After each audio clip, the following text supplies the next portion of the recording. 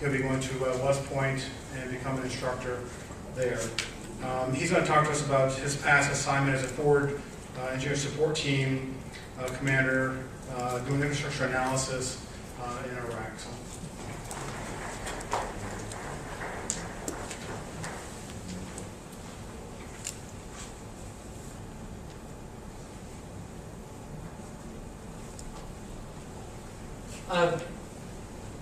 During my time overseas this last year, our detachment got sent to, at the time, multinational Corps Iraq staff, and then it became United States Forces Iraq staff. So a lot of the concepts that are in my my briefing right now are very network analysis oriented and program management oriented. There is a paper that accompanies this presentation. A lot of good points in there. My colleagues and I felt really strongly about this topic and wanted a paper to kind of document it. But the presentation is going to be mainly focused on those educational issues that I found important, having served in Iraq as an infrastructure analyst. My duty title was as a senior infrastructure analyst. I worked in United States Forces Iraq, J7 Essential Services and Infrastructure staff. Primarily, my duties were to monitor and assess the status of Iraqi infrastructure, assess interruptions and degradations related to various types of failures, and then track aspects of strategic infrastructure related initiatives, and then attempt to synchronize those initiatives with the initiatives of other agencies. And then also, like it's been mentioned several times this morning already, working as a member of an interagency team. And our staff, and I'm speaking of Essential Services and Infrastructure section, had four major areas that we focused on. Data collection and management with all the different data that we could get. Important to note, in the Iraq's case, a lot of data disappeared during the invasion. So a lot of the data was having to be recreated, and to look at it from an evidence standpoint, there wasn't a lot of primary factual evidence. A lot of the evidence that we had was circumstantial in nature, and then we had to make inferences based on that with different types of modeling. And then there's essential services estimates, where you're looking at items such as open source media reporting or opinions of various agencies and the public, and then trying to make inferences as to what you think the actual status is in different provinces. And then critical infrastructure analysis actually implies a joint planning team effort, where we actually, during our tour, we went through another iterative of validating what we believe the list of Iraqi critical infrastructure was at the time, and then some comments on that. And then we had a section we termed program management that was primarily focused on the Commander's Emergency Response Program, and then the Iraqi Commander's Emergency Response Program, and then looking at validation of projects and trying to ensure that the projects that were getting approved integrated into the overall scheme of things. Next slide, please. And then some required skill sets that I thought were very important. Comprehensive planning ability. In the U.S., when we talk about asset management, it's fortunate that we can focus on primarily the monitoring and preservation stages of our assets. In Iraq and Afghanistan, we're working with a lot of the effort being in the needs assessment and the planning stage for new projects to reconstruct that infrastructure or to put infrastructure there that was never there before. And then knowledge of public works infrastructure, like what we saw this morning with CE350, knowing the basic structure of the networks within sewer, water, trash, electricity, transportation, and knowing what the different links and nodes in those systems do. Contracting has become a huge issue in both Iraq and Afghanistan. Junior officers and people associated with putting these projects in place need to have a strong background in understanding federal contracting, federal acquisitions, how that changes when you're in a contingency environment, and how to implement these projects with as much oversight as possible so that we're being good stewards of public funds of both our country and our host nation. And then some basic modeling and statistical analysis. At USFI, I was fortunate enough to have a pretty robust staff of what we call the ORSs in the Army, which are Operations, Research, and Strategic Analysis. Terrific analysts and statisticians that can help with managing large amounts of data and modeling that data. But officers, particularly at the company grade ranks, when you're in these staff positions, looking at infrastructure analysis and projects, need to have some basic ideas of how to do simple statistics and simple models to optimize your efforts. Next slide, please. Some courses that I've had in the past that I thought were particularly useful to being on a staff. The Joint Engineer Operations course, I can't stress enough how we're working in a joint interagency, intergovernmental teams now, and the GIOT course does a terrific job of instructing officers into how a joint staff works, how interagency organizations come together and operate, how our sister engineer services in the Navy, the Air Force, and the Marine Corps operate, and some of the other resources that you might not think of as being available to your organization that can help you.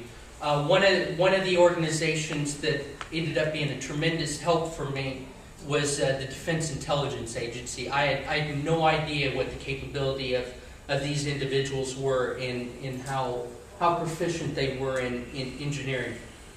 And then the Defense Acquisition University has a lot of correspondence courses that if you are affiliated with the government or the military, you can get on there, much like the Emergency Management Institute or other courses like that, and just take them on your own to get familiar with contracting in the federal environment.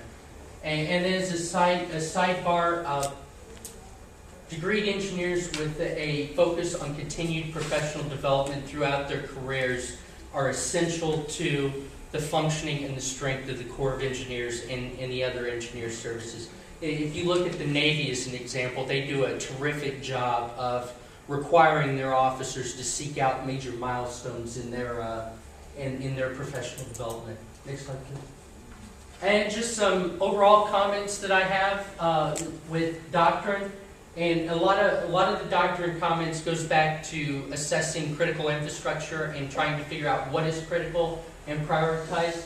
A lot of what we did with our JPT at the time was go through like the DSIP document, the various GAO and Congressional Research Service reports, to see what the lessons learned were from the U.S.'s efforts in critical infrastructure. And then from there really wasn't any doctrinal or guidance on how to do this. So we were left with having a pretty good idea of the things we needed to do, but no real idea of how to go through the mechanics of those processes. Data collection and management methods, getting instilled into the system early on in a contingency environment to collect the right kinds of data. A good example of a framework for data collection, I believe it's actually a West Point project, but in Appendix C of FM 3-34.170, Engineer Reconnaissance, actually has an infrastructure reconnaissance appendix with a good framework for what types of data is important for various types of infrastructure. And if we could get units on the ground to start collecting that data helps out tremendously when you get up to the system and network analysis level.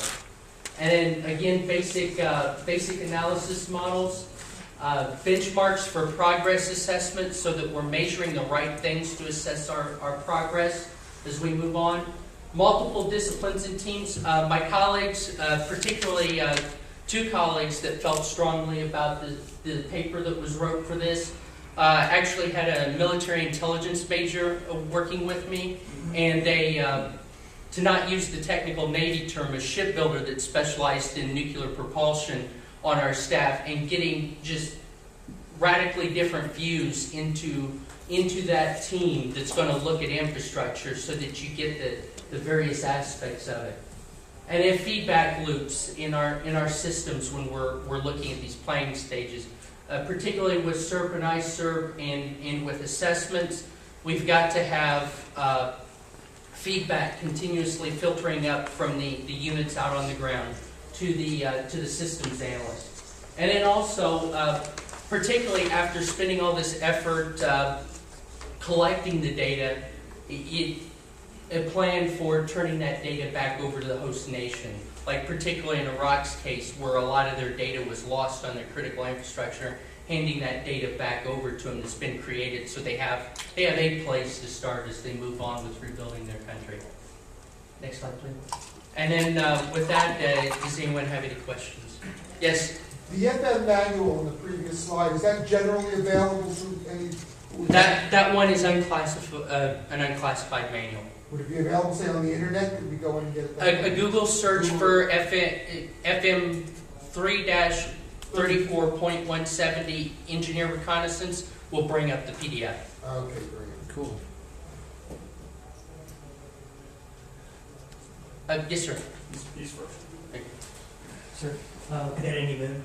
I was just wondering, for a GEOXer, do they set up new doctrines, or were they setting up new doctrines for Iraqi infrastructure, or were they just researching on how to set it up?